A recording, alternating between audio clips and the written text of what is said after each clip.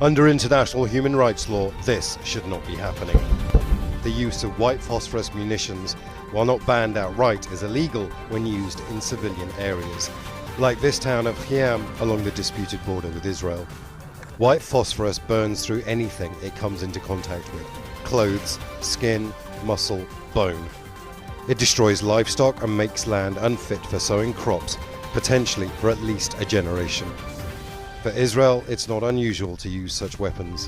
What we've seen in Lebanon and Gaza is that Israel, in the case of Gaza, we've documented the use of white phosphorus in populated areas, which is a violation of IHL. Human Rights Watch also documented the use of white phosphorus in Lebanon, and other right groups, including Amnesty International, have noted that Israel has apparently used white phosphorus indiscriminately on civilian areas, which would amount to a violation of international humanitarian law. Israel has a stock response when it comes to white phosphorus munitions, saying it adheres to international law.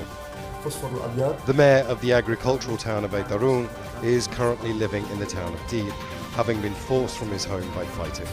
He's an agricultural expert and tells us they won't know exactly how much damage has been done until they survey it when they return. But he knows the damage is extensive and long-term. Phosphorus has a significant impact on the soil, given that it can react in a slow manner and seep into groundwater. In addition, it may lead to an imbalance in the environmental, ecological diversity and in groundwater, rivers and rain. The direct damage is caused by rapid burning that can affect humans, plants, animals, etc. This is what the aftermath of a white phosphorus attack looks like. All the vegetation across a fairly wide area here, all blackened and burnt. But this is just a tiny fraction of the damage. The closer you get to the border, the more scenes like this that you'll see.